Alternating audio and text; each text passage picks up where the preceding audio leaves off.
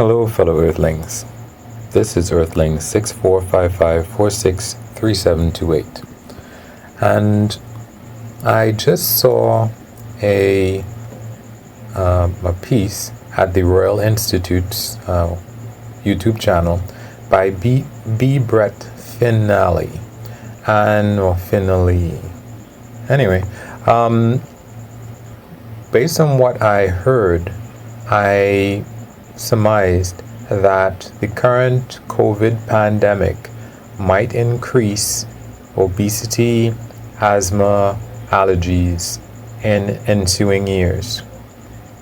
And it might have might cause increased obesity, not just because people are at home, but because through frequent washing of hands and frequent use of hand sanitizers, we might be reducing the amount of microorganisms that we are exposed to on a regular basis. And especially for young children, that might lead to an increase in asthmatics, asthmatic kids and young adults, etc., because they're not exposed to a healthy number of microorganisms. And according to Mr. Finley, basically from the time, I suppose, we realized historically the benefits of being clean and washing, and it's funny, I remember the guy who discovered that proper hygiene could reduce maternal mortality for women who gave birth. It's funny, apparently he ended up succumbing to some kind of infection. And it was interesting because at the time nobody believed him, and for a long time nobody believed him. But anyway, from that time to now, we've had an increase in the use of hand sanitizers and antibacterial soaps and other things like that. And unfortunately, apparently it has increased obesity, asthma, allergies. It also has increased gastrointestinal issues and so on. So I think that, as we mentioned, because we are instructed so often to wash our hands so often and not touch our face, especially for people who may have been on antibiotics because of COVID and their subsequent recovery, they might use a lot of hand sanitizers, etc. We might see an increase amongst them, and I guess in the general population as well, of some of these issues, these health issues. The particular lecture that I saw it seemed to be like let them eat dirt, but I think it had to do more with why dirt, something. But like I said, if you wanted to find it, you can look for B. Brett Finley, and the Royal Institute's web channel is from about 2017. And it's a pretty interesting lecture because he shows a link between microbes and Alzheimer's. One interesting point that he made was that apparently, and I have to go look up what my risk of Alzheimer's is, apparently by brushing our teeth 3 times a day, we can reduce the chance of having Alzheimer's by 30%. Now that's one that I probably am going to start doing more regularly, because I know it's probably a small chance of getting Alzheimer's, but as I age, that likelihood is probably going to increase. And I know past a certain age, your likelihood of getting Alzheimer's just goes up by a bunch. Not anywhere close to where I am, but I know that it happens. And of course my uncle has Alzheimer's, and I think it might be, I think it's several fold in that he doesn't really have good oral hygiene. I mean, like, a lot of his teeth have decayed. Luckily, I've been able to save some of them. I wish I had, done a better job, because at some point I was like, why is it that his teeth keep falling out, or pieces of his teeth keep falling out if he brushes his teeth so hard? Come to realize that because of Alzheimer's, he wasn't doing a good job of brushing his teeth, and that was part of the reason. So I had to take over from him, and unfortunately, now it seems to have stopped. But I wish he had more teeth than he does. I'm sad about that, but especially for a particular time, he was really, really difficult when it came to me brushing his teeth, as well as other issues with. But anyway, beyond that, like I said, it was a really interesting lecture, because he proposed a link between microorganisms, gut bacteria, and Alzheimer's and obesity and asthma. He didn't mention allergies too much, but I imagine that it correlates as well. And he probably mentioned a couple other things that it might have to do with as well.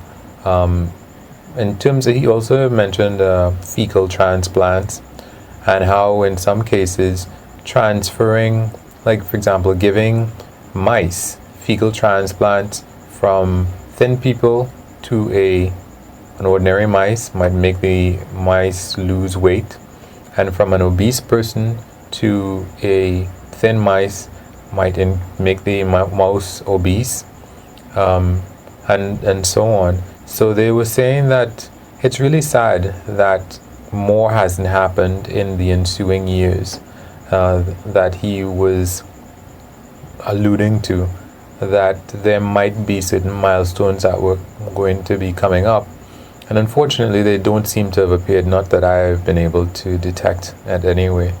So that's a bit unfortunate, but I think using this lecture as and what he said, and with respect to the things that I've indicated that might occur as a result of the cleanliness measures that we have in place because of the virus, I think there might be some other issues that we are not looking at beyond the huge economic issues that we're going to have to face.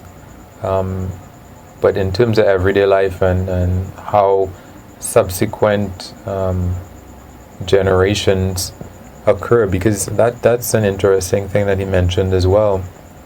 And I don't know that it might have a direct influence, but he was saying that if a thin woman, and yes, now I remember some of the other things he was talking about, if a thin woman became obese during pregnancy, that could potentially lead to a baby or a child having an increased likelihood of obesity as a result of that.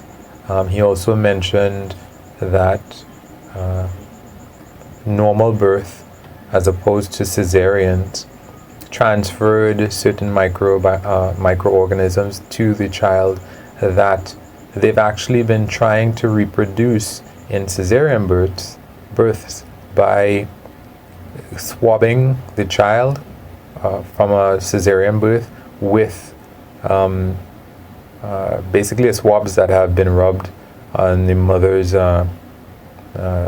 delivery tract in order to get the kids exposed to those particular microorganisms. Unfortunately, they have to test for certain bacteria that could potentially kill the child before they do that. He also mentioned that there are microorganisms in breast milk, and some of them actually help children to digest the milk from their mother. I thought that was pretty interesting.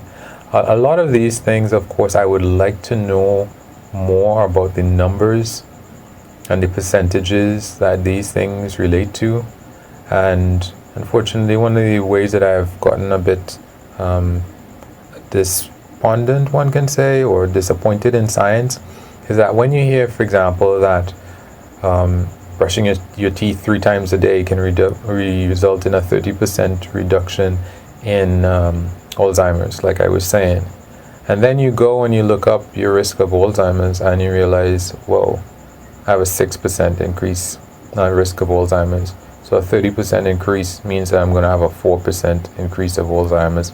Is that really worth brushing my teeth so often? And that's some of the things, some of these promising things that you hear, as well, when it comes to the formula companies. He's saying that some of them might be thinking of how do we get some of these bacteria or microorganisms into our formula to benefit babies in a way that microorganisms might benefit them from their mother's breast milk. That's kind of interesting. But yeah, when you realize what your risks are, the risks that you have are for certain things, and you realize, I'm not really moving the needle so much for all this effort, you can become a little bit discouraged in reading too much more into what people you might hear in some of these lectures. So I would have been more interested in the numbers, but at the same time, it is interesting at any rate. He also mentioned with respect to hardening of the arteries, that might not directly have to do with how much meat you consume, but the bacteria that feed on that meat that you consume. If you have a high meat diet, the bacteria that consume that produce substances that lead to hardening of the arteries. So that was also very interesting. And of course, what he ended up talking about and alluding to, even with respect to losing weight, apparently that can help, if you have a microorganism transfer.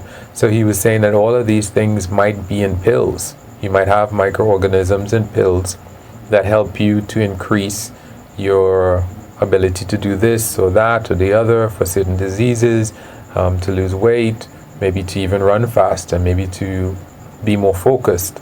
So all of that is really very interesting, but it sounds like the pace of it is going to be like a glacier. But it was interesting anyway. Anyway, guys, you can wish me lucks. You can like or unlike. You can comment about why you did either one of those things. You can subscribe and or share. Peace.